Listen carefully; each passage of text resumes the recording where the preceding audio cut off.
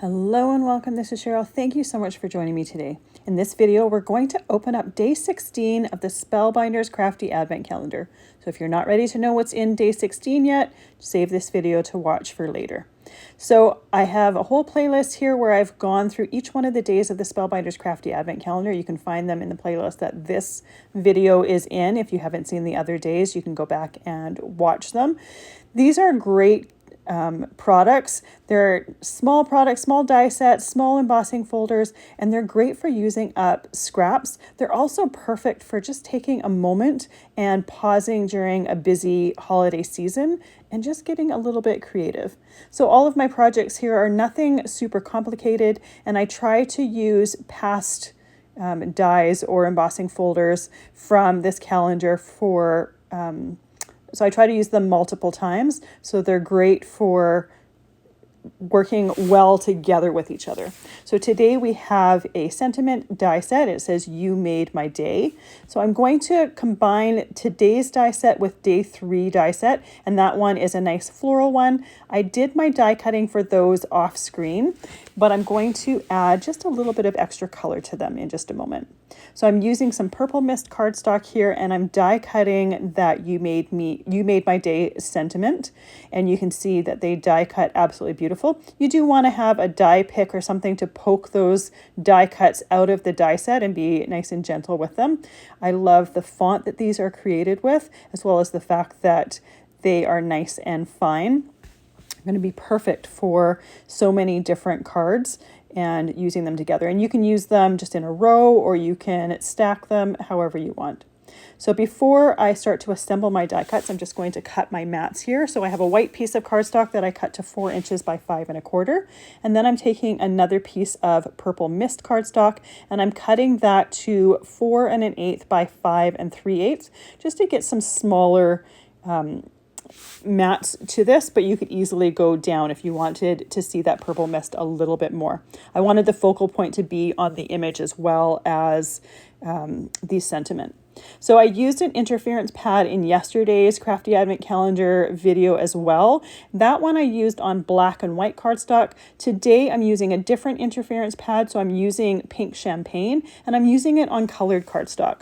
So on light or white cardstock, this ink pad shows up as pink. On black or dark cardstock, you see more of the interference color, which is a green.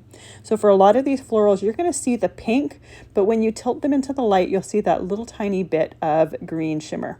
I'm using a detailed ink blending brush and just kind of flicking the color from where I want it to be darkest to the lightest. These ink pads are very, very juicy, so they're not super easy to do gradual ink blending, going from, a heavy amount of the ink to nothing.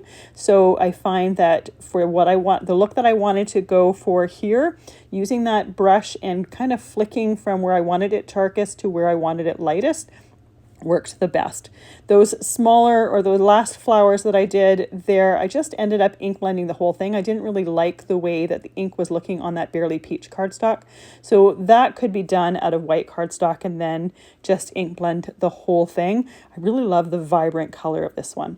To tie the interference ink with the image piece or the background piece, I just used the edge of the cardstock, rubbed it along that ink pad just to get a little bit of that ink here. Yesterday I used some black cardstock for my mat and rubbed that ink pad on there to coordinate that, and today I'm using a colored background or a colored mat for this, so I didn't want to use my ink on that. I wanted to be able to see that Purple Mist cardstock.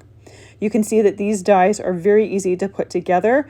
I did most of the assembly off screen and then just did one of each flower. You'll see the assembly for this in the day 3 video as well, because I used them there as well. These ones, I absolutely love the look of the colored cardstock with that interference ink. It's a fun way just to get a little bit of a different look. And then, like I said, that interference, when you tilt these colors to the light, you see that interference just a little bit more. So my Purple Mist mat here, I think I have my card background or my card base scored a little bit off because the outside or the white part of the card base doesn't show as much on the bottom as it does on the top. But by the time I went to go lift it up, it was already starting to grab, so I figured I wouldn't rip it. I would just leave it as is. The focal point is on the sentiment and the image anyway, so I don't think that that's as noticeable. So before I go to glue all of my pieces together, I often, especially with floral die cuts like this, I will glue my base and my mat, and then I will put my acrylic block on there just to hold everything down nice and flat. And then on top of that acrylic block, I will assemble my arrangement. Typically, I will have that arrangement figured out in my head, and I've done these so often that I have a very good or fairly good idea of how I want to arrange it and how it's going to look.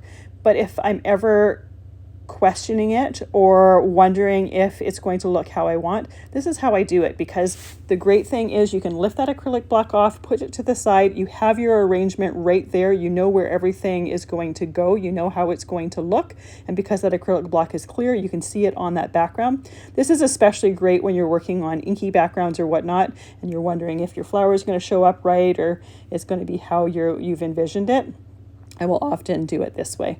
I'm using some Barely Art glue in a fine tip bottle, perfect for these tiny, tiny die cuts as well as assembling the rest of my card. Using a liquid glue works really, really well when you're doing things like this, because you can move and shimmy things in place, and you can also often have enough leeway to lift different things up to make sure to tuck things underneath. That center purple flower though, before I even glued it down, I did use my fingers to shape those petals, and then when I glued it down, I only glued down the center. So the sides of those petals aren't glued down, and it gives a great area to tuck those things in. And then like you see I did on this last flower here, just because it has a stem of a certain length doesn't mean you can't shorten it, and I will often just rip the end of the stem off. Because it's being tucked under something, you're never going to see that it was torn. You could use a scissors to snip it, but for me, often that takes just a little bit of extra time, and I would rather just go and use my fingers to tear it. Most often they tear fairly quickly and easily. You can see that because all of these die cuts were assembled and inked ahead of time, they're very easy to put together once we get them on the card. And because all of that ink has already dried, I'm not worried about smudging the ink on my card background. I don't have to worry about that having wet ink and getting it all over my fingers and my card background. I let that completely dry before I start to assemble. And I will typically start with my larger flower in the center and then kind of work my way from the back to the front. So I typically will not be tucking things behind some of the outer pieces, but I will be tucking them behind the center florals or whatnot. So this goes together really, really quickly, and by the time I'm done this, most of the glue has already started to grab, and I can go and add my sentiment to the bottom. I already know how I want it positioned, so it makes it really easy, and I don't have to second guess where it's going to go. Because this sentiment is 4 different words, you can easily arrange it in different ways. You could even put it on the inside of the card, and it gives you a lot of creative freedom for this. Because I have my liquid glue in a fine line bottle, it's no problem to just add dots of glue to the back here to add this sentiment to the front of my card. And then I'll just put that acrylic block on there to hold it flat while it's dried.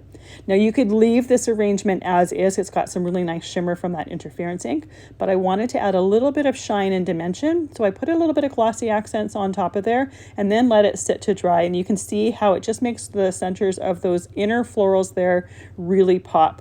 If you wanted to add some more sparkle, you could always add some stickles as well. But because we've got the interference inks on there, I thought it had enough shimmer. I just wanted a little bit of shine and dimension in those floral centers. I absolutely love the way this looks, and that sentiment die set works well with this, and I think it would work well for so many different cards. Thank you so much for joining me today. I really appreciate you spending your time here, and I will see you tomorrow, and we'll see what's in day number 17.